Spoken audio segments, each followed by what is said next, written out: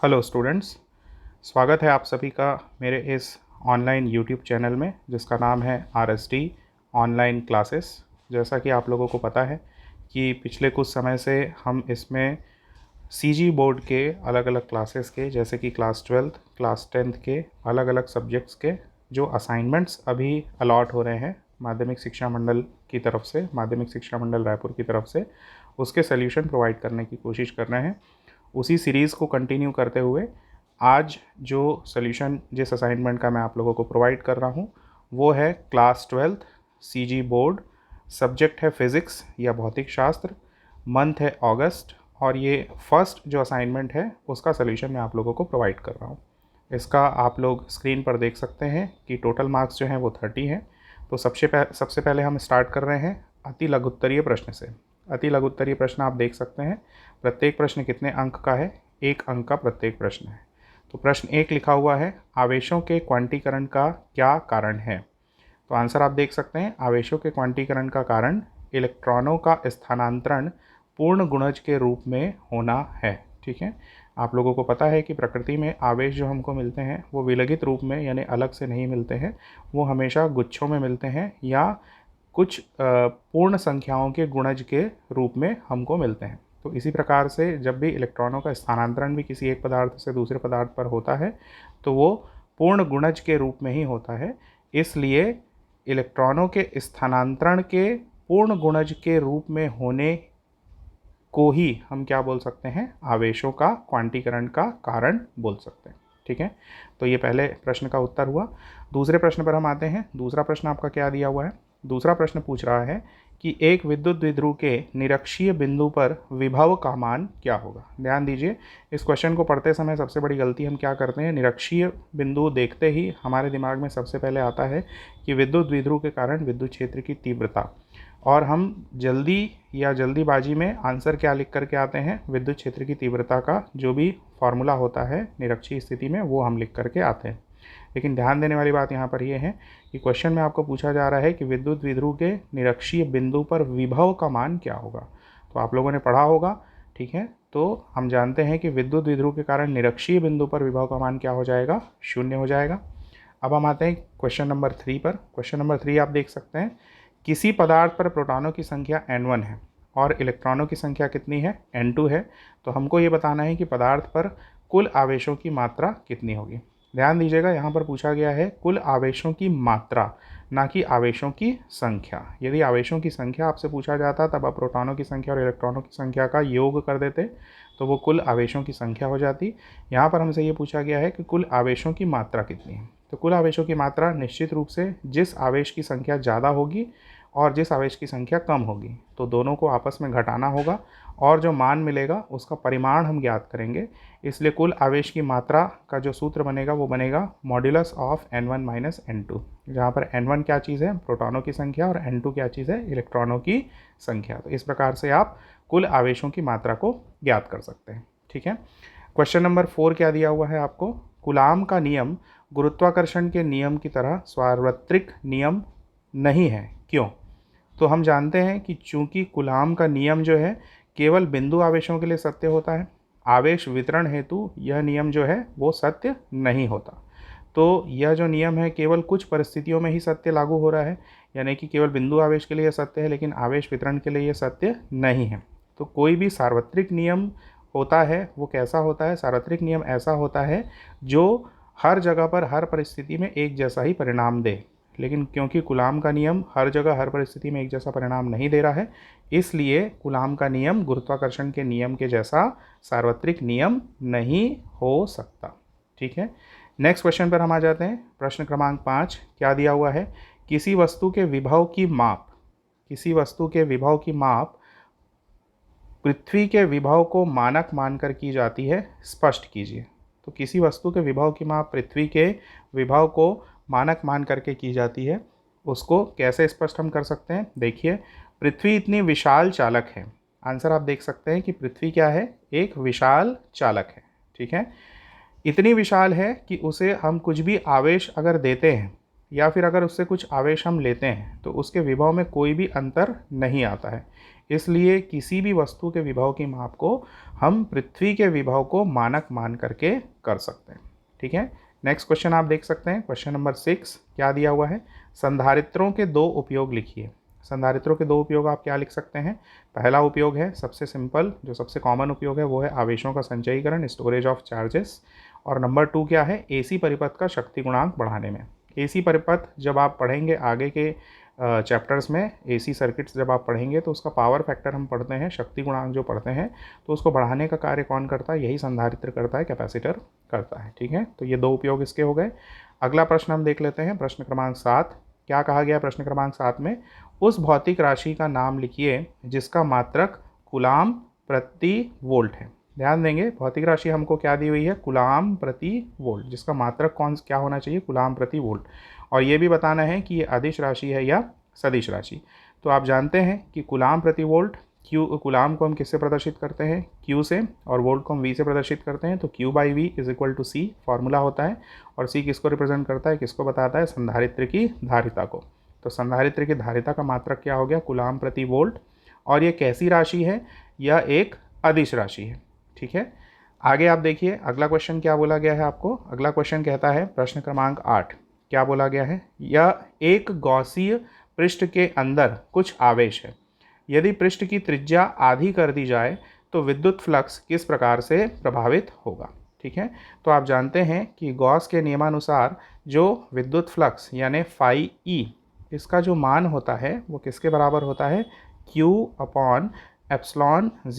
ठीक है, तो जहाँ पर फाई ई किसको रिप्रेजेंट कर रहा है, फाई ई रिप्रेजेंट कर रहा है विद्युत फ्लक्स को, क्यू किसको दर्शा रहा है, आवेश को, और ε0 क्या चीज़ है, ε0 निर्वात की विद्युतशीलता है। ठीक है, तो आप इस फार्मूले से क्लियरली देख सकते हैं कि फाई ई यानी विद्युत फ्लक्स का मान जो है वो किस पर निर्भर करेगा, क्यू पर निर्भर करेगा, यानी आवेश पर निर्भर करेगा। और यहाँ पर किसी भी प्रकार से जो पृष्ठ है उसकी त्रिज्या या उसकी आकृति का कहीं पर भी विद्युत के फ्लक्स के निर्धारण में कोई भी रोल नहीं है या कोई भी उसकी भूमिका नहीं है। तो इसलिए हम क्या बोल सकते हैं कि विद्युत फ्लक्स का मान जो आपको चालक दिया हुआ है या जो भी पृष्ठ दिया हुआ है उसकी त्रिज्या हम आधी कर दें या बढ़ा दें या दुगनी कर दें, कुछ भी कर दें, विद्युत फ्लक्स का मान उस पर निर्भर नहीं होने के कारण से प्रभावित नहीं होगा। ठीक है, तो यहाँ पर आपके जो अति लघुत्तरी प्रश्न थे 1 नंबर के वो खत्म होते हैं। अब हम आते हैं लघुत्तरी प्रश्न पर। लघुत्तरी प्रश्न में प्रत्येक प्रश्न जो है वो 2 नंबर का है। तो 2 नंबर का प्रत्येक प्रश्न है, देख सकते हैं, प्रश्न क्रमांक 9। प्रश्न क्रमांक 9 में क्या दिया हुआ है, प्रश्न क्रमांक 9 में दिया हुआ है कि एक इलेक्ट्रॉन तथा एक प्रोटॉन 1 एंगस्ट्रॉम की दूरी पर हैं। ठीक है, 1 एंगस्ट्रॉम क्या होता है, ये जो साइन बना हुआ है आपका, इसको हम पढ़ते हैं एंगस्ट्रॉम।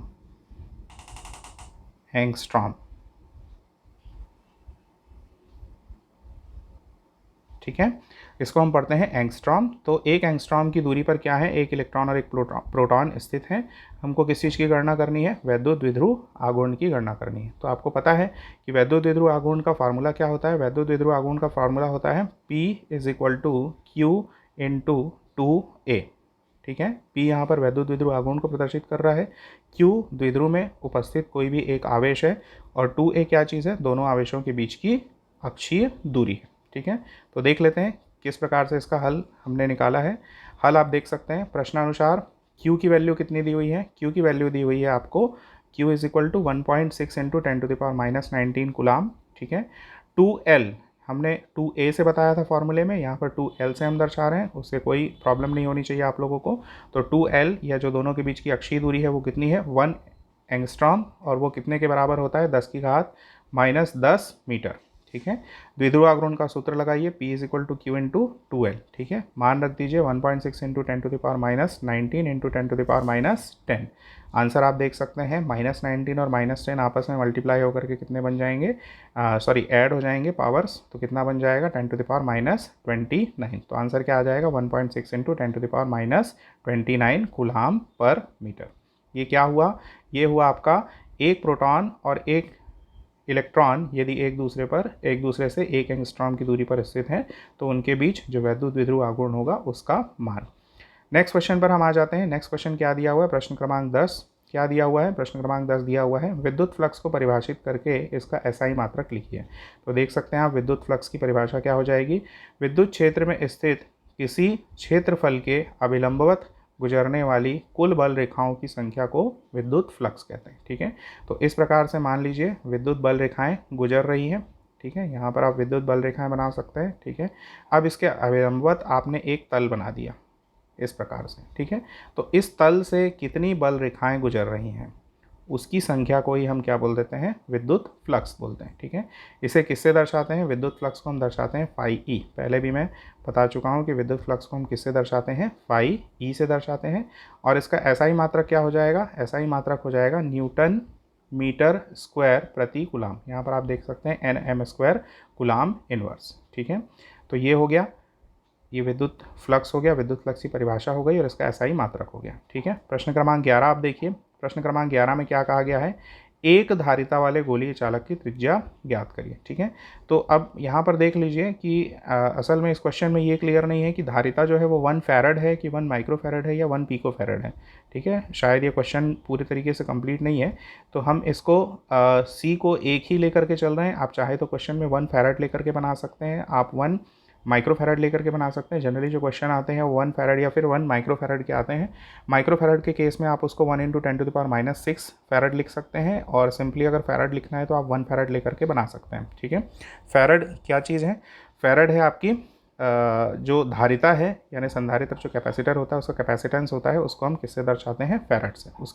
उसका मात्रक, उसकी इकाई है। ठीक है, तो देख सकते हैं आप गोली चालक की धारिता को हम कैसे दिखा सकते हैं, गोली चालक की धारिता होती है 4πε0r।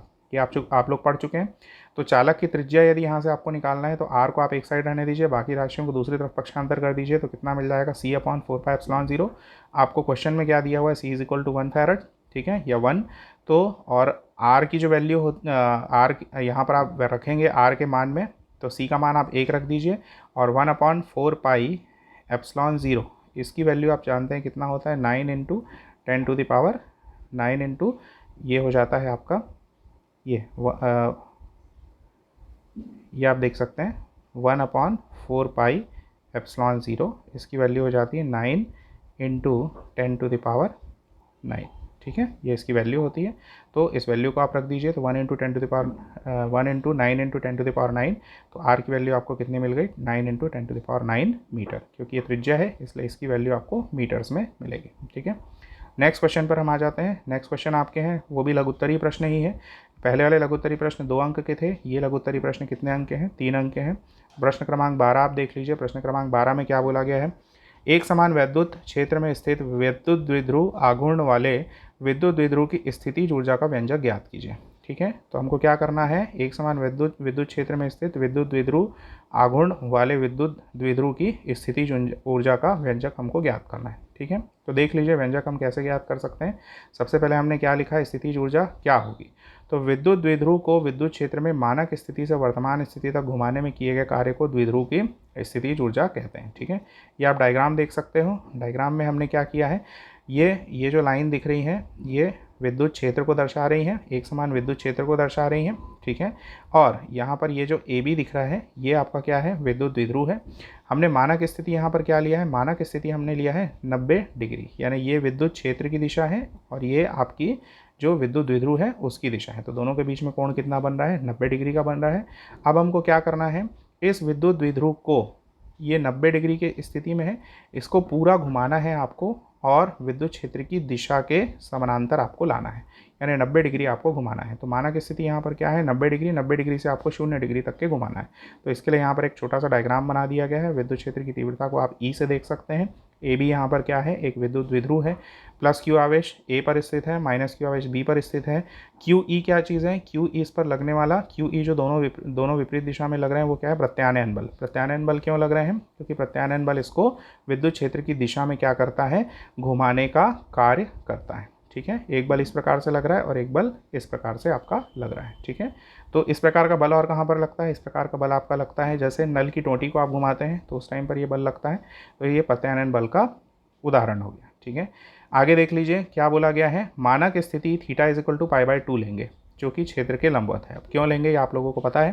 ठीक है, अब देखिए आगे क्या लिखा हुआ है, जब p द्विध्रुव आघूर्ण का एक विद्युत द्विध्रुव एक समान विद्युत क्षेत्र E में थीटा कोण बनाते हुए रखा रहता है तब द्विध्रुव पर लगने वाला प्रत्यानयन बलयुग्म आघूर्ण। ठीक है, तो प्रत्यानयन बलयुग्म आघूर्ण का फॉर्मूला आपको पता है। प्रत्यानयन बलयुग्म आघूर्ण का फॉर्मूला होता है टाउ = P क्रॉस E, ठीक है। ये प्रत्यानयन बल युग्म आघूर्ण का फॉर्मूला है, तो इसको आप क्या लिख सकते हो, PE साइन थीटा, ये आप लिख सकते हैं इसका फार्मूला। तो प्रत्यानयन बल युग्म आघूर्ण आपको कितना मिल गया, प्रत्यानयन बल युग्म आघूर्ण आपको मिल गया tau is equal to PE sine theta, ठीक है।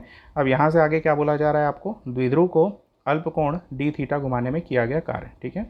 तो आप देख सकते हैं कि यहाँ पर आपने जो विद्युत द्विध्रुव रखा है उसको एक बार में सीधे सीधे आप क्या है 90 डिग्री नहीं घुमा सकते, इसको हमको घुमाने के लिए क्या करना पड़ेगा, अल्प मात्रा में हर बार जो डी थीटा कोण से इसको घुमा करके ऐसे हमको अल्प मात्रा में या अल्प कोण जो घुमाने में जो हमको मिलेगा, क्या मिलेगा हमको, ये कार्य जो हमको मिलेगा उसको हम ज्ञात कर लेंगे।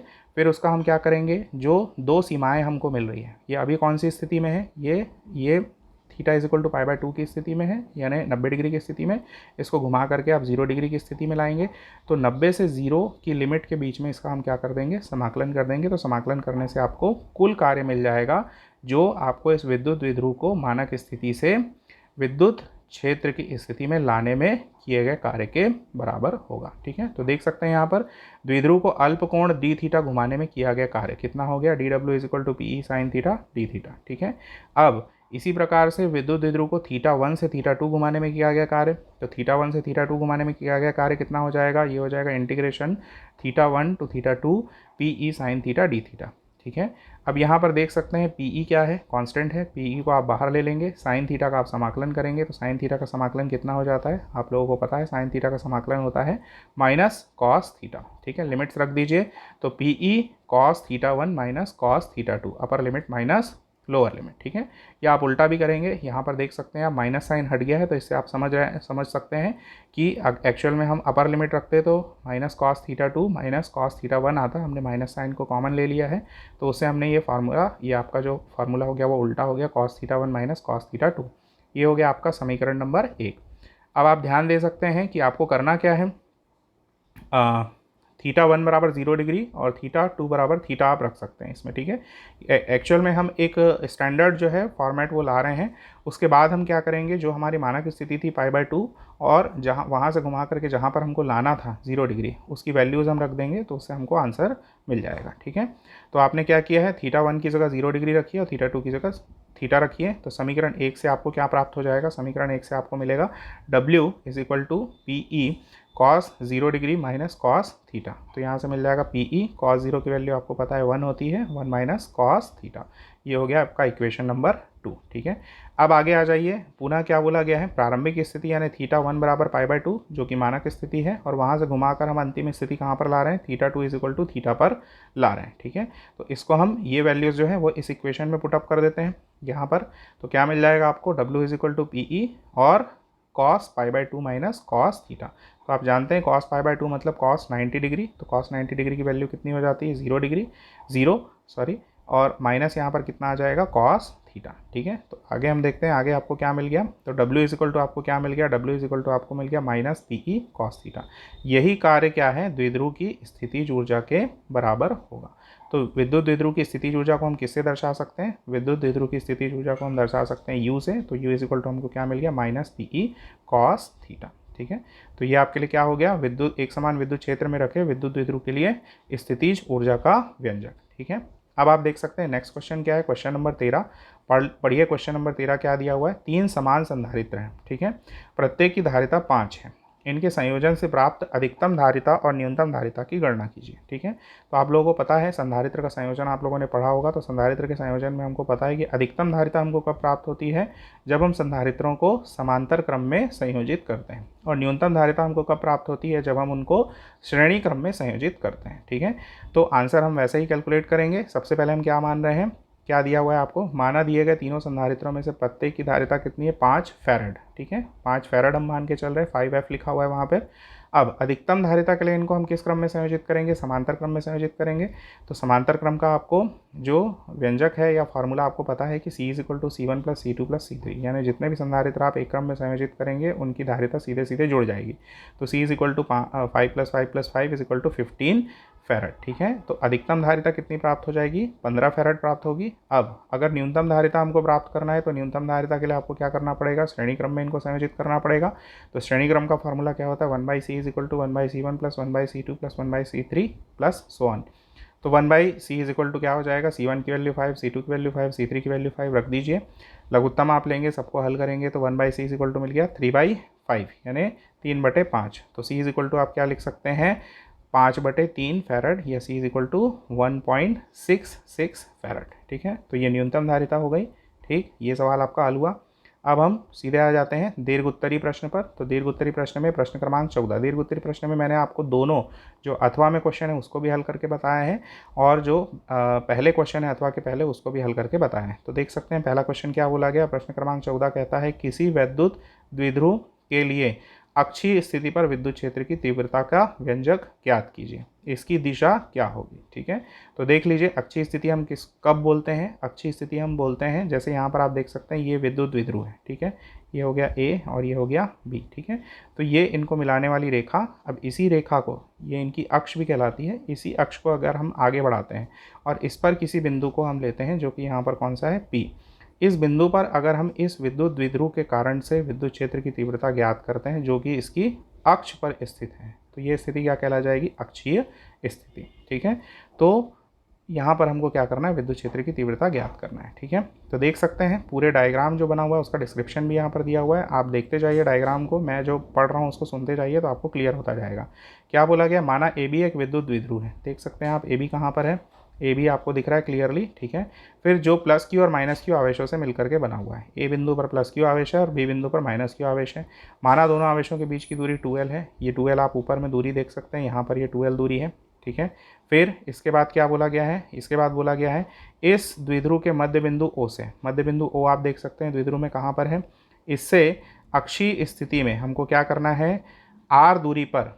ठीक है, अक्षीय स्थिति में हमको क्या करना है? आर दूरी पर। ठीक है, ये जो आर दूरी कहाँ पर है ये ध्यान से देखिए। यहाँ पर ये जो ओ बिंदु है, यहाँ पर ये ओ बिंदु है, इसके जस्ट नीचे से लेकर के यहाँ तक के ये बिंदु पी तक के बीच की दूरी को हम क्या बोल रहे हैं? आर बोल रहे हैं, स्मॉल आर। ठीक है, तो आर दूरी पर एक बिंदु क्या है? पी है। इस पर हमको क्या करना है? विद्युत क्षेत्र की तीव्रता को ज्ञात करना है। ठीक है, तो ये डायग्राम आप अच्छे से देख लीजिए। अब हम आगे बढ़ते हैं तो क्या करेंगे इस पर? यहाँ पर विद्युत द्विध्रुव में 2 आवेश हैं। ठीक है, आपने कूलाम का नियम पढ़ा हुआ है, तो कूलाम के नियम में क्या होता है? कूलाम के नियम में आपको किस चीज़ की ज़रूरत पड़ती है? कूलाम के नियम में आपको ज़रूरत पड़ती है आपको 2 आवेश और दोनों के बीच की दूरी, इस चीज़ की आपको ज़रूरत पड़ती है। ठीक है, फिर आप अगर विद्युत क्षेत्र की तीव्रता का सूत्र आप लगाते हैं तो विद्युत क्षेत्र की तीव्रता के सूत्र के लिए आपने पढ़ा होगा कि एक किसी बिंदु आवेश के कारण से विद्युत क्षेत्र की तीव्रता का सूत्र क्या होता है? E इज इक्वल टू 1/4πε0 और Q/r²। ये बहुत ही इंपॉर्टेंट फार्मूला है। ठीक है, तो यहाँ पर पहला आवेश जो लोगे आप, पहला आवेश कौन सा लोगे? पहला आवेश आप लोगे प्लस क्यू। ठीक है, फिर दूसरा आवेश आप लोगे माइनस क्यू। एक बार आप प्लस क्यू के कारण से विद्युत क्षेत्र की तीव्रता ज्ञात करेंगे, फिर दूसरे बार आप माइनस क्यू के कारण से विद्युत क्षेत्र की तीव्रता ज्ञात करेंगे। ठीक है, दोनों का जो परिणामी निकलेगा E1 और E2 का, वही हमारा क्या होगा? अक्षीय स्थिति में विद्युत क्षेत्र की तीव्रता। ठीक है, तो देख लेते हैं सबसे पहले क्या कर रहे हैं हम? ए पर स्थित प्लस क्यू आवेश के कारण बिंदु पी पर विद्युत क्षेत्र की तीव्रता। तो देख लीजिए ए कहाँ पर है? यहाँ पर ए है। ए पर प्लस क्यू आवेश है, तो यहाँ से पी बिंदु पर अगर हम विद्युत क्षेत्र की तीव्रता ज्ञात करेंगे तो हमको क्या करना पड़ेगा? हमको जो फार्मूला लगाना है वो क्या फार्मूला लगेगा? E1। देख लीजिए यहाँ पर क्या दिया हुआ है? E1 is equal to 1/4πε0 Q/AP²। अब देख लीजिए AP² कहाँ पर है? ए से पी की बीच की दूरी। ठीक है, तो ए से पी के बीच की दूरी को आप कैसे ज्ञात कर सकते हैं? AP को आप ज्ञात कर सकते हैं इस प्रकार से। AP इज इक्वल टू आप लिख सकते हैं, AP इज इक्वल टू हो जाएगा आपका OP माइनस OA। ठीक है, तो O से P तक की हमारी कुल दूरी कितनी है? O से P तक की हमारी कुल दूरी है R, और O से A तक की जो दूरी है वो कितनी है? L। L हम क्यों ले रहे हैं? क्योंकि जो विद्युत द्विध्रुव की कुल लंबाई है वो कितनी है? 2L है, और आप विद्युत द्विध्रुव के मध्य बिंदु O से लेकर के A तक, यहाँ तक की बस दूरी देख रहे हैं, तो वो कितनी हो जाएगी? L। तो AP इज इक्वल टू हमको कितना मिल गया? R minus L।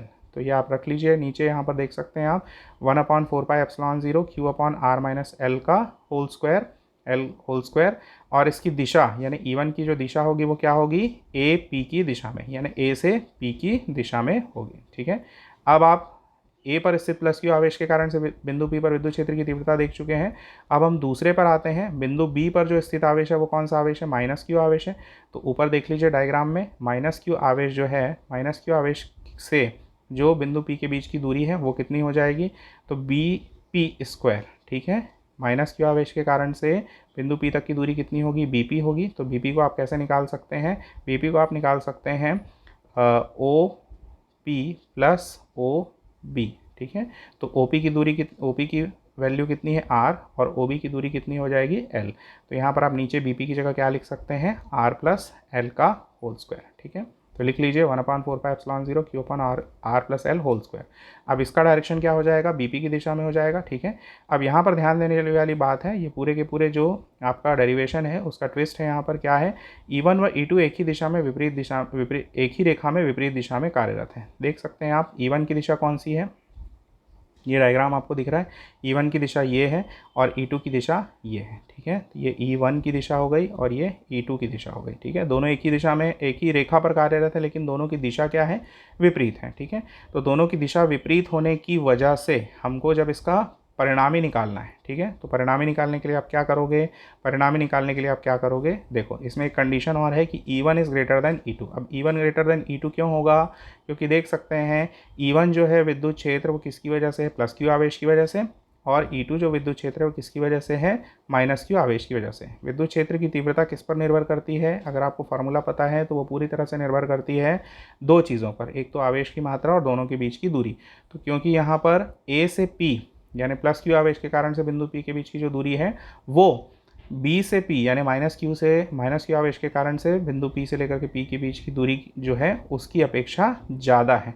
इसलिए यहाँ पर आप क्या बोलोगे कि ए पर स्थित आवेश के कारण से जो विद्युत क्षेत्र की तीव्रता होगी वो बी पर स्थित जो बिंदु आवेश है माइनस क्यू, उसके कारण से जो विद्युत क्षेत्र की तीव्रता होगी उससे वो ज़्यादा होगी, ठीक है। तो इसलिए हम क्या ले रहे हैं, E1 ग्रेटर देन E2। तो परिणामी हमको क्या मिल जाएगा, E1 ग्रेटर देन E2 की वजह से आप परिणामी क्या लोगे, परिणामी आप लोगे यहाँ पर E1 माइनस E2, ठीक है। ये आप परिणामी ले लोगे। तो E इज इक्वल टू क्या मिल जाएगा, E1 माइनस E2, तो वैल्यू रख दीजिए। E is equal to E1 की जगह 1/4πε0 Q upon R minus L whole square, ये समीकरण नंबर 1 से आ गया, माइनस E2 की जगह 1/4πε0 Q upon R plus L whole square, ये समीकरण नंबर 2 से आ गया। देख सकते हैं दोनों ही में क्या निकल रहा है, Q/4πε0 कॉमन निकल जाएगा, ब्रैकेट में बचेगा 1/r minus L whole square minus 1/r plus L whole square, ठीक है। अब आप इसको सिंप्लीफाई कर लीजिए, लघुत्तम लेकर के इसको हल कर लीजिए और लास्ट में आपका आंसर आएगा 4RL upon R square minus L square whole square, ठीक है। आई थिंक आप लोग ये सॉल्व कर सकते हैं, क्लास 12th में आप लोग हैं तो आप लोगों से एक्सपेक्टेड है कि इतना सिंप्लीफिकेशन आपको आना चाहिए, ठीक है। अब यहाँ पर आपने क्या किया है, 4RL को आपने किस प्रकार से एडजस्ट किया है। सबसे पहले तो यहाँ पर जो Q था इस Q को आप अंदर लेकर के गए, ठीक है। और 4RL को आपने क्या लिखा है, 2 इंटू R इंटू L और इंटू Q, ठीक है। अब हम इसमें से हमको किसकी ज़रूरत है, 2 की ज़रूरत है, Q की ज़रूरत है और L की ज़रूरत है। क्यों, क्योंकि ये तीनों मिला करके हमारा क्या बना देंगे, P is equal to 2 QL होता है। तो इसकी जगह हम क्या लिख सकते हैं, P लिख सकते हैं, और बचा हमारे पास क्या चीज़, 2 बच गया और क्या बच गया, R बच गया। तो सिंप्लीफाई करिए, सिंप्लीफाई करेंगे तो आपको क्या मिल जाएगा, P is equal to 2 QL। तो इसलिए हमारा E जो है विद्युत क्षेत्र की तीव्रता जो है अक्षीय स्थिति में वो कितनी हो जाएगी, 1/4πε0 2PR upon R square minus L square whole square, ठीक है। तो ये आपका अक्षीय स्थिति में विद्युत क्षेत्र की तीव्रता विद्युत द्विध्रुव के कारण से इतनी होती है, ठीक है। अब अथवा में जो 14वां सवाल है, फिर से मैं 14 नंबर लिख रहा हूँ, अथवा में जो 14वां सवाल है इसको आप देख लीजिए क्या दिया हुआ है। आप दोनों में से जो भी सवाल आप हल करना चाहते हैं असाइनमेंट में हल कर सकते हैं, ठीक है। देखिए क्या दिया हुआ है, ये दिया हुआ है आपको, गॉस के प्रमेय को लिखिए और इस प्रमेय का उपयोग करते हुए आवेश के अनंत समतल चादर के कारण विद्युत क्षेत्र हेतु व्यंजक प्राप्त करिए, ठीक है। तो गॉस का प्रमेय आप देख सकते हैं, गॉस का प्रमेय आपको क्या दिया हुआ है, गॉस के प्रमेय का कथन क्या है, पढ़ सकते हैं इसको।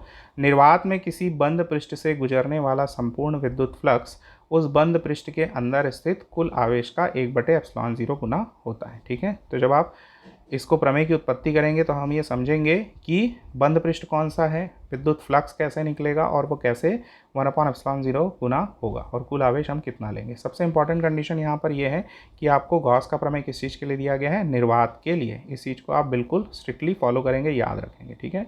तो अगर हम इसको गणितीय रूप में लिखना चाहे तो क्या लिख सकते हैं, यदि किसी बंद पृष्ठ से संबद्ध कुल आवेश कितना है, कुल आवेश मान लीजिए Q है, तो गॉस के नियमानुसार क्या होना चाहिए, बंद पृष्ठ से संबद्ध कुल flux phi E is equal to क्या होना चाहिए, उसका वैल्यू कितना होना चाहिए, Q/ε0, ठीक है। और उसको हम क्या लिख सकते हैं, क्लोज इंटीग्रल, ये जो साइन है इसको हम बोलते हैं क्लोज्ड इंटीग्रल, ठीक है। क्लोज इंटीग्रल का अर्थ होता है बंद वक्र समाकलन, ठीक है, और E.ds, ठीक है।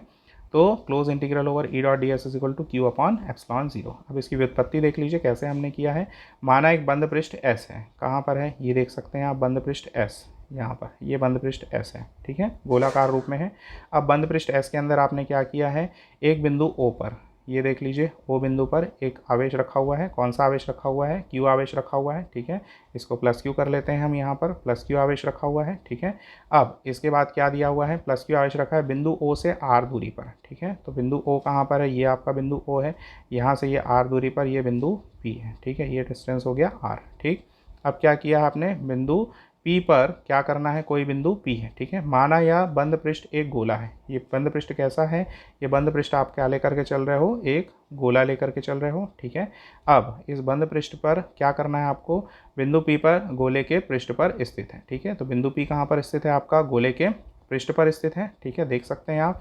अब आगे बढ़िए, तो क्या बोला गया है, बिंदु P पर Q आवेश के कारण विद्युत क्षेत्र की तीव्रता, तो बिंदु P कहाँ पर है, सबको दिखाई दे रहा है, और Q आवेश जो है वो गोले के केंद्र पर स्थित है। तो हमको पता है कि बिंदु आवेश के कारण से विद्युत क्षेत्र की तीव्रता कितनी होती है, E is equal to 1/4πε0 Q/r²। ये हो गया हमारा समीकरण नंबर 1। अब आगे क्या लिखा हुआ है, आगे लिखा हुआ है बिंदु P के चारों ओर सूक्ष्म क्षेत्रफल अवयव ds की कल्पना करते हैं, तब इससे संबद्ध विद्युत फ्लक्स, ठीक है। ध्यान दीजिए, यहाँ पर हमको क्या करना है, ये जो बिंदु आवेश रखा हुआ है, ठीक है, इसके कारण से जो विद्युत फ्लक्स होगा यानी विद्युत बल रेखाएं होंगी, ये सभी दिशाओं में इस प्रकार से निकलेंगी, ठीक है। तो सभी जब दिशाओं में निकल रही है मतलब इनको हमको बांधना है, तो बांधने के लिए सर्वाधिक उपयुक्त जो हमारे पास क्षेत्रफल होगा वो किसका क्षेत्रफल होगा, गोले का क्षेत्रफल होगा, ठीक है। जब गोले से आपने इसको बांध लिया है इस प्रकार से, तो आप इसमें इस गोले में सबसे पहले क्या कर रहे हो, सबसे पहले इस गोले को ले करके इस गोले को हमने क्या किया, ऐसे बहुत सारे अल्प छोटे छोटे हिस्सों में हमने बांटा है, ठीक है। और छोटे छोटे हिस्सों में बांट करके हर एक हिस्से के लिए हम क्या कर रहे हैं, विद्युत क्षेत्र की तीव्रता की गणना कर रहे हैं। तो ऐसा ही एक हिस्सा है यहाँ पर, कौन सा, ds, ठीक है। इस ds के लिए हम क्या करेंगे, विद्युत क्षेत्र की तीव्रता की गणना करेंगे, फिर बाकी पूरे गोले के लिए निकालने के लिए क्या कर देंगे, इसका हम समाकलन कर देंगे, तो हमको क्या मिल जाएगा, ये पूरे गोले के लिए मिल जाएगा, ठीक है। तो बिंदु P के चारों ओर हम क्या कर रहे हैं, सूक्ष्म अवयव क्षेत्रफल ले रहे हैं, ठीक है, जो अवयव क्षेत्रफल कितना है, ds है, ठीक है। और ds का जो एरिया वेक्टर है यानी जो क्षेत्र सदिश है वो कितना हो जाएगा, ये, ठीक है। जो क्षेत्रफल है वो कितना है, ds है, और एरिया वेक्टर यानी इस ds की दिशा में जो इकाई सदिश है जिसको हम परिभाषित कर रहे हैं एरिया वेक्टर के रूप में, वो कितना है, वेक्टर ds है, ठीक है। अब क्या हो जाएगा, इससे संबद्ध विद्युत फ्लक्स कितना हो जाएगा, तो विद्युत फ्लक्स आप जानते हो कि क्या होता है, डी फाई ई से क्यों दर्शा रहे हैं हम, क्योंकि यहाँ पर हम स्मॉल एरिया ले रहे हैं, कौन सा, ds। तो ds से संबद्ध विद्युत फ्लक्स हो जाएगा D phi E is equal to कितना निकलेगा, E.ds। अब E.ds कैसे आया, E.ds आया, E विद्युत क्षेत्र की तीव्रता है, और चूंकि वो ds क्षेत्र से संबद्ध है तो इतने क्षेत्र से होकर के इतनी विद्युत क्षेत्र की तीव्रता गुजर रही है, तो इसलिए इन दोनों का यदि आप गुणा कर देंगे तो इस क्षेत्र से गुजरने वाला जो विद्युत फ्लक्स है वो आपको प्राप्त हो जाएगा, ठीक है। तो ये कितना मिल गया, eds। अब eds को आप जानते हैं, दो सदिश हैं, दो सदिशों का डॉट प्रोडक्ट जब आप निकालते हैं तो क्या मिलता है, eds cos थीटा। ये हो गया हमारा समीकरण नंबर 2। अब डायग्राम में आप देख सकते हैं कि जो ds की दिशा है, ठीक है, जो ds की दिशा है और वही E की भी दिशा है, तो दोनों के बीच में जो बनने वाला कोण होगा वो कितना होगा, 0 डिग्री होगा। तो आपने जो नीचे निकाला है EDS cos थीटा, इसमें क्या रखोगे, थीटा इज इक्वल टू क्या रख दोगे आप, 0 डिग्री। तो यहाँ से आपको मिल जाएगा EDS cos 0 डिग्री, cos 0 की वैल्यू होती है 1, तो यहाँ से आपको मिल गया EDS, ठीक है। अब आप क्या कर सकते हो, समीकरण 1 में देखिए आपने किसका मान निकाला है, समीकरण 1 में आपने E का मान निकाला है, ठीक है। तो E का मान निकाला है, E का मान उठा करके आप कहाँ पर रख दीजिए, समीकरण नंबर, ये जो आपका नीचे में कहाँ पर, समीकरण 1 से ई का मान रखने पर। किस में रखोगे आप? डी फाई ई की वैल्यू में, ठीक है। तो रख दीजिए, कितना हो गया?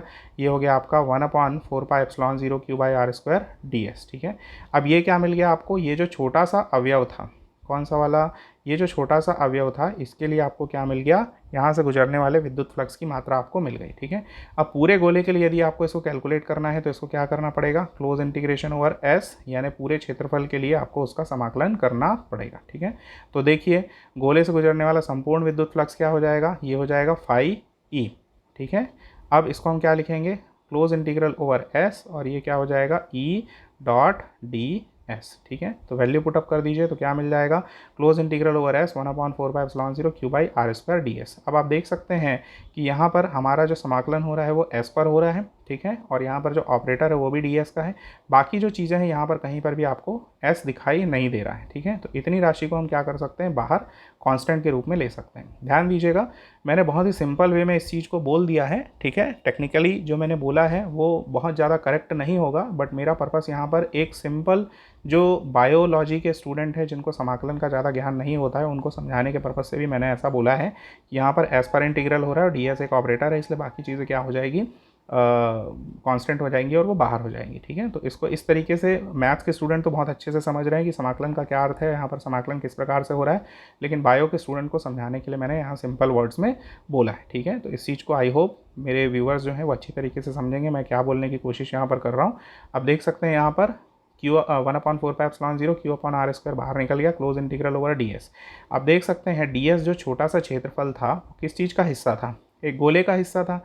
तो जब हम पूरे क्षेत्रफल का निकालने के लिए जब इन छोटे छोटे क्षेत्रफलों का समाकलन करेंगे, सबको ऐड करेंगे, यानी समाकलन का अर्थ क्या होता है? बहुत सारी चीज़ों का इकट्ठा करना, जोड़ना, तब आपको क्या मिलेगा? पूरा समाकलन करने के बाद आपको एक आर त्रिज्या के गोले का संपूर्ण क्षेत्रफल प्राप्त होगा। वो कितना होगा? 4πr स्क्वायर, ठीक है।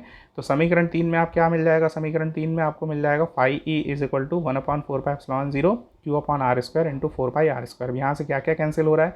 4π कैंसिल हो रहा है, यहाँ से आर स्क्वायर से कैंसिल हो रहा है, बचा कितना? Q upon epsilon 0। यही आपका क्या है?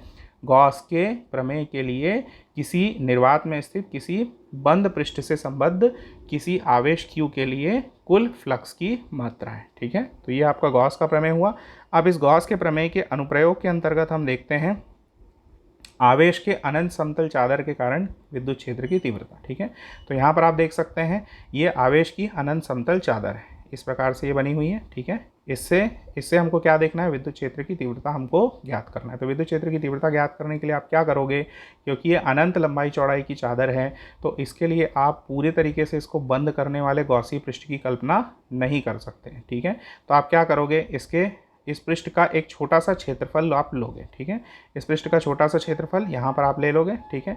अब ये जो क्षेत्रफल है इस पृष्ठ का हिस्सा है। अब इस पृष्ठ से इस दिशा में, क्योंकि आपका जो पृष्ठ बनेगा वो इस प्रकार से बनेगा, एक्चुअल में ये पृष्ठ इस प्रकार से है, ठीक है। आपको डायग्राम में ऐसा दिखाई दे रहा है। तो पृष्ठ के दो हिस्से हैं, एक ये वाला हिस्सा है और एक इसके पीछे वाला हिस्सा है। तो आप इस पृष्ठ के मध्य बिंदु से इस दिशा में एक निश्चित दूरी पर बिंदु P लेंगे और उतनी ही दूरी पर दूसरी दिशा में एक बिंदु क्या लेंगे? P डैश लेंगे, ठीक है। तो दोनों बिंदुओं पर आप क्या करोगे? विद्युत क्षेत्र की तीव्रता को आप ज्ञात करोगे और लास्ट में उनका क्या कर दोगे? टोटल कर दोगे, ठीक है। तो देख सकते हैं डायग्राम में क्या दिया हुआ है? माना चादर से r दूरी पर एक बिंदु P है, ठीक है, जिस पर विद्युत क्षेत्र की तीव्रता हमको ज्ञात करना है। चादर के दूसरी ओर r दूरी पर बिंदु P डैश इस प्रकार लेंगे कि PP डैश चादर के लंबवत हो। देख सकते हो ये बना हुआ है PP डैश, ठीक है, और ये आपकी चादर है, इस प्रकार से चादर के लंबवत है।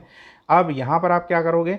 P के ऊपर एक इस प्रकार से वृत्त की संकल्पना करोगे, P डैश पर भी एक वृत्त की संकल्पना करोगे, इसको आप इस प्रकार से ऐसे मिला दोगे तो ये क्या बन जाएगी? एक बेलनाकार आकृति बन जाएगी। और यही बेलनाकार आकृति हमारी किस चीज़ को रिप्रेजेंट करेगी? किसको दर्शाएगी? गॉसीय पृष्ठ को, ठीक है। देख लीजिए, अब चादर के आर पार PP डैश अक्ष वाले बेलन की कल्पना करते हैं, यही हमारा क्या होगा? गॉसीय पृष्ठ होगा, ठीक है। तो ध्यान देना, गॉसी पृष्ठ के अंदर कुल आवेश कितना होगा? अब गॉसी पृष्ठ के अंदर कुल आवेश कितना होगा? क्योंकि ये एक पृष्ठ है, ठीक है। तो इससे पहले हमने जो गॉस का नियम पढ़ा है वो एक बिंदु आवेश के लिए पढ़ा है। तो बिंदु आवेश के लिए Q upon epsilon 0 is equal to phi E आपने पढ़ा है। यहाँ पर Q किसको रिप्रेजेंट करता था? एक बिंदु आवेश को, ठीक है। लेकिन यहाँ पर आवेश का सतत वितरण है, सतत वितरण यानी कि इस पूरे पृष्ठ पर आवेश वितरित है एक समान रूप से। तो यहाँ पर आप एक आवेश न लेकर के क्या लेंगे? सतत आवेश वितरण लेंगे। और सतत आवेश वितरण के केस में जब आपके पास एक पृष्ठ होता है तो आप किस चीज़ को कैलकुलेट करते हैं, केवल आवेश को कैलकुलेट नहीं करते हैं, आप लेते हैं पृष्ठीय आवेश घनत्व। और पृष्ठीय आवेश घनत्व को हम किस चीज़ से दर्शाते हैं, पृष्ठीय आवेश घनत्व को आप दर्शाते हैं सिग्मा से। ठीक है, तो पृष्ठीय आवेश घनत्व को हम कैसे परिभाषित कर सकते हैं, प्रति इकाई क्षेत्रफल आवेश का मात्रा या आवेश का घनत्व, उसी को हम क्या बोल देते हैं, पृष्ठीय आवेश घनत्व सिग्मा। और जो कुल क्षेत्रफल है वो कितना है, ए है, तो हमको कुल आवेश किस प्रकार से मिल जाएगा, कुल आवेश Q इज इक्वल टू प्रति इकाई क्षेत्रफल आवेश, प्रति इकाई क्षेत्रफल आवेश और कुल क्षेत्रफल, इन दोनों का अगर आपने गुणा कर दिया तो आपको कुल आवेश प्राप्त हो जाएगा। तो गॉसी पृष्ठ के अंदर कुल आवेश कितना हो गया, गॉसी पृष्ठ के अंदर कुल आवेश हो गया Q is equal to sigma into A. ये समीकरण नंबर 1 है। अब आप ध्यान से देखिए क्या लिखा हुआ है, बेलन का वक्री पृष्ठ विद्युत क्षेत्र के लंबवत है। देख सकते हैं यहाँ पर बेलन का जो वक्री पृष्ठ है, वक्री पृष्ठ कौन सा, ये वाला जो पृष्ठ है। ठीक है, ये वाला जो पृष्ठ है ये विद्युत क्षेत्र के क्या है, लंबवत है। तो लंबवत दिशा में हमेशा विद्युत क्षेत्र की तीव्रता क्या हो जाएगी, शून्य होगी। ठीक है, तो इसलिए उससे गुजरने वाला जो विद्युत फ्लक्स क्या होगा, वो जीरो हो जाएगा। और बेलन के वृत्तीय सिरों से गुजरने वाला विद्युत फ्लक्स, अब जो वृत्तीय सिरे बने हुए हैं इस प्रकार से, ठीक है, तो विद्युत जो बिंदु P है हमारा यहाँ पर है, विद्युत क्षेत्र की तीव्रता इस दिशा में है और वृत्तीय क्षेत्र भी इसी दिशा में है, तो दोनों के बीच जो कोण बनेगा वो शून्य बनेगा। तो गुजरने वाला विद्युत फ्लक्स कितना हो जाएगा, विद्युत फ्लक्स हो जाएगा आपका EA। अब क्योंकि हम दोनों पृष्ठों के लिए देख रहे हैं तो इसको दो बार लेंगे, EA प्लस EA, तो दोनों को ऐड कर दोगे तो phi E is equal to कितना हो जाएगा, 2EA। ये हो जाएगा समीकरण नंबर 2।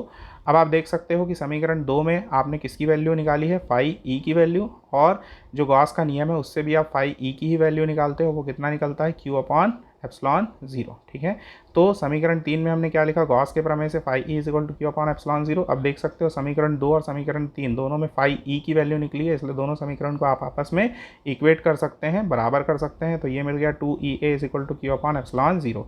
आपको किसकी वैल्यू चाहिए, E की वैल्यू चाहिए, क्योंकि हम विद्युत क्षेत्र की तीव्रता ज्ञात कर रहे हैं, तो यहाँ से हमको मिल गया Q अपॉन 2 एप्सिलॉन 0A। अब आप क्या कर सकते हो, समीकरण 1 से आप Q की वैल्यू रख सकते हो। Q की वैल्यू आपको कितनी मिली है, सिग्मा A आपने निकाला है, E में रखिए, E के मान में, तो sigma A upon 2 epsilon 0A, A और A कैंसिल हो जाएगा, तो E इज इक्वल टू आपको क्या मिल जाएगा, सिग्मा अपॉन 2 एप्सिलॉन 0। ठीक है, तो यही आपका क्या है, विद्युत क्षेत्र की तीव्रता है, किसके कारण से, अनंत समतल चादर के कारण से विद्युत क्षेत्र की तीव्रता का व्यंजक यही है। ठीक है, अब आप आ जाइए, लास्ट क्वेश्चन जो है हमारा, आई थिंक ये हमारा लास्ट क्वेश्चन है, लास्ट क्वेश्चन, हाँ ठीक है, ये लास्ट क्वेश्चन है। लास्ट क्वेश्चन को हम सॉल्व कर लेते हैं। तो लास्ट क्वेश्चन में क्या दिया हुआ है, लास्ट क्वेश्चन है आपका इस प्रकार से, प्रश्न नंबर 15, समांतर प्लेट संधारित्र की धारिता हेतु व्यंजक प्राप्त कीजिए, यह किन किन कारकों पर निर्भर करता है। ठीक है, तो देख लीजिए समांतर प्लेट संधारित्र की रचना किस प्रकार से होती है। समांतर प्लेट संधारित्र की रचना होती है इस प्रकार से, दो प्लेट इसमें दिए हुए हैं, ठीक है, इस प्रकार से है ना, ये प्लेट ए प्लेट कहलाता है और ये बी प्लेट कहलाता है। ठीक है, ए प्लेट को आपने धनात्मक आवेश स्रोत से जोड़ा हुआ है और बी प्लेट को आपने भू संपर्कित किया हुआ है। ठीक है, तो जब आप प्लस Q आवेश इस प्लेट पर देंगे तो यहाँ पर प्लस Q जो चार्ज है वो एक्यूमुलेट होंगे, इकट्ठे हो जाएंगे, तो इससे प्रेरण के कारण से जो दूर वाला पृष्ठ है यानी बी प्लेट जो है उस पर क्या हो जाएंगे, माइनस Q आवेश प्रेरित हो जाएंगे, और इसके विपरीत प्लेट पर यानी बी के दूसरी ओर कौन से आवेश उत्पन्न हो जाएंगे, प्लस आवेश उत्पन्न हो जाएंगे। और ये जो सिरा है वो किससे जुड़ा हुआ है, अर्थिंग से जुड़ा हुआ है यानी भू संपर्कित है, तो ये जो प्लस Q आवेश है, प्लस आवेश जो है वो क्या हो जाएंगे, भू संपर्कित हो जाएंगे, यानी कि यहाँ पर आपको जो संधारित्र के अंदर जो आवेश प्राप्त होंगे वो इस सिरे पर प्लस आवेश और इस सिरे पर माइनस आवेश। ठीक है, तो नेचुरली जो विद्युत क्षेत्र की तीव्रता या विद्युत फ्लक्स जो होगा वो धन आवेश से ऋण आवेश की तरफ होगा। इसलिए आपने इस डायग्राम में इसको क्या किया है, डायग्राम में आपने इसको सिंपली किस रूप में, ये देख सकते हैं आप, प्लस से माइनस की तरफ आपने इसको शो किया हुआ है। ठीक है, तो ये हमारा डायग्राम हुआ। अब इसकी रचना कैसे होती है देख लीजिए, इसमें धातु की दो आयताकार प्लेटें हैं A और B, ठीक है, एक दूसरे से कुछ दूरी पर रखी हुई समांतर, इसमें से एक पृथक्कृत है और दूसरी भू संपर्कित है। ठीक है, पृथक्कृत कौन सी वाली है, A, और भू संपर्कित कौन सी वाली है, B। विद्युत धारिता बढ़ाने के लिए प्लेटों के माध्यम क्या रख देते हैं, परावैद्युत माध्यम, जैसे अभ्रक, मोम या कागज आदि। ठीक है, धारिता का व्यंजक कैसे निकालेंगे, माना A और B संधारित्र की दो समांतर प्लेटें हैं जिनके बीच की दूरी कितनी है, D है, तथा उनमें प्रत्येक का क्षेत्रफल कितना है, A है, दोनों प्लेटों के बीच K परावैद्युतांक का कोई माध्यम उपस्थित है। ठीक है, यदि प्लेट A पर आवेश का पृष्ठीय घनत्व कितना है, सिग्मा, तो B पर आवेश घनत्व कितना हो जाएगा, माइनस सिग्मा। क्यों माइनस होगा ये आप लोगों को पता है, क्योंकि प्रेरण के कारण से दोनों प्लेटों पर विपरीत आवेश उत्पन्न हो जाते हैं। ठीक है, अब दोनों प्लेटों के मध्य विद्युत क्षेत्र की तीव्रता कितनी हो जाएगी, E = sigma upon K epsilon 0। ये आपने अब भी निकाला था, कहाँ पर, जो ये वाला, ठीक है। अनंत जो समतल चादर है उसके लिए आपने निकाला था is equal to sigma upon 2 epsilon 0, ठीक है। 2 की जगह यहाँ पर के है, क्योंकि उस टाइम पे हमने प्लेट के लिए कोई भी प्लेट को हमने निर्वात में लिया था, कोई परावैद्युत माध्यम नहीं था। यहाँ पर परावैद्युत माध्यम हम ले रहे हैं, तो यहाँ पर हमको क्या मिल जाएगा, सिग्मा अपॉन के एप्सिलॉन 0, ठीक है। अब आगे बढ़ जाइए। अब ए और बी के बीच विभवांतर कितना होगा। विभवांतर के लिए हम क्या करते हैं, विभवांतर का अर्थ क्या होता है, एकांक धनावेश को बी से ए तक किसी दो बिंदुओं के बीच लाने में किया गया जो कार्य होता है वो एकांक धनावेश को यदि हम लाते हैं तो वही उन दोनों बिंदुओं के बीच विभवांतर को परिभाषित करता है, ठीक है। तो लाने में किया गया कार्य है, कार्य आप जानते हैं, कार्य जब तक बल नहीं लगाएंगे आप और दूरी उत्पन्न नहीं होगी, दूरी तय नहीं करेंगे, तब तक कार्य संभव नहीं होगा। तो कार्य बराबर बल गुणित दूरी, यहाँ पर बल की जगह क्या होगा, विद्युत क्षेत्र की तीव्रता आ जाएगी और दूरी एज इट इज। तो V इज इक्वल टू, यानी कि विभवांतर V इज इक्वल टू क्या मिल जाएगा, E इंटू डी। ई यानी कि विद्युत क्षेत्र की तीव्रता और डी दोनों प्लेटों के बीच की दूरी। समीकरण 1 से आप मान रख दीजिए किस चीज़ का, E का। तो E का मान आपने समीकरण 1 से रखा तो सिग्मा अपॉन के एप्सिलॉन 0 इंटू कितना मिल गया, D। या फिर V की वैल्यू कितनी हो गई, सिग्मा D अपॉन के एप्सिलॉन 0। लेकिन सिग्मा इज इक्वल टू क्या होता है, Q बाई A। सिग्मा क्या चीज़ है, पृष्ठीय आवेश घनत्व। तो पृष्ठीय आवेश घनत्व बराबर कुल आवेश बटे कुल पृष्ठ, ठीक है। तो कुल आवेश बटे कुल पृष्ठ करेंगे तो आपको पृष्ठीय आवेश घनत्व मिल जाएगा, ठीक है। तो V इज इक्वल टू जो फार्मूला निकला था आपका, वहाँ पर सिग्मा की वैल्यू रख दीजिए। तो सिग्मा की वैल्यू रखेंगे Q upon A into D और अपॉन के एप्सिलॉन 0। तो V इज इक्वल टू क्या मिल गया, QD अपॉन के एप्सिलॉन 0 A, ठीक है। यही संधारित्र की धारिता C है। यदि संधारित्र की धारिता C है, सॉरी मैंने जो बोला फिर से रिपीट कर रहा हूँ मैं, यदि संधारित्र की धारिता C है, संधारित्र की धारिता C होने से जो फार्मूला मिलता है C is equal to Q by V, ठीक है। आपके पास V मिला हुआ है, ठीक है। तो C is equal to Q by V में V की वैल्यू को आप पुटअप कर दीजिए तो आपको क्या मिल जाएगा, यहाँ से आपको मिल जाएगा C इज इक्वल टू के एप्सिलॉन 0 A अपॉन डी।